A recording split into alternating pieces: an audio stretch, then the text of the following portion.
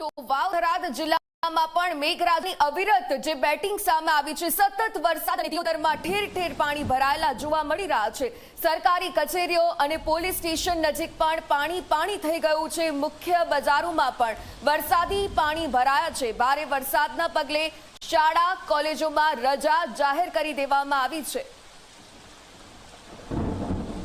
તો સમગ્ર વરસાદની આ સ્થિતિ અને જેના પગલે મહત્વના નિર્ણયો તો લેવામાં આવી રહ્યા છે, પરંતુ જે સ્થિતિ સર્જાઈ છે, આપણે આશ્ચર્યની વાત તો એ છે કે આને શહેર ગણવું કે પછી કોઈ તળાવ, એવા પ્રકારના આ દ્રશ્યો સામે આવી રહ્યા છે। દ્રશ્યો વાવ થરાદના છે કે જ્યાં મેઘરાજાની પણ સતત બેટિંગ ચાલુ છે।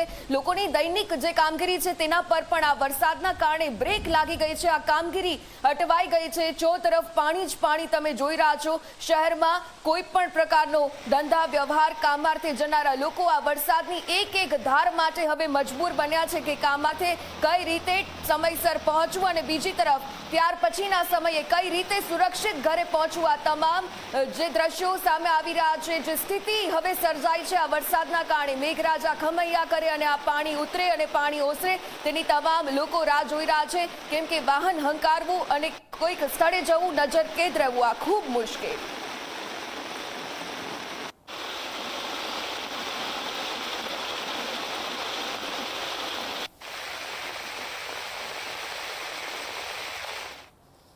તો વાવ થરાદમાં ભાભરમાં ભારે વરસાદની આ સ્થિતિ અને તેને લઈને સમગ્ર શહેરના હાલ તો બેહાલ જ છે।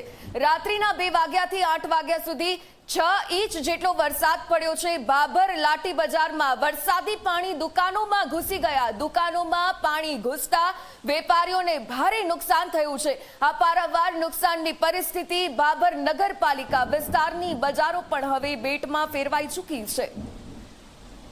તો સમગ્ર જે ધંધો વ્યવહાર છે તેને મોટા પ્રમાણમાં નુકસાન થયું છે। તમામ લોકો આ નુકસાનીનો સામનો કરી રહ્યા છે। જે દ્રશ્યો તમે જુઓ, ખૂબ જે પરિસ્થિતિ સામે આવી છે, વિકટ પરિસ્થિતિનો તમામ લોકો સામનો કરી રહ્યા છે। શહેરમાં કમરસમા પાણી, આ કમરસમા પાણીથી લોકો પોતાનો ધંધો રોજગાર કે જ્યાં દુકાનો છે ત્યાં જઈ રહ્યા છે અને આ તમામ માલસામાનને પણ બચાવવાના પ્રયત્નો કરી રહ્યા છે।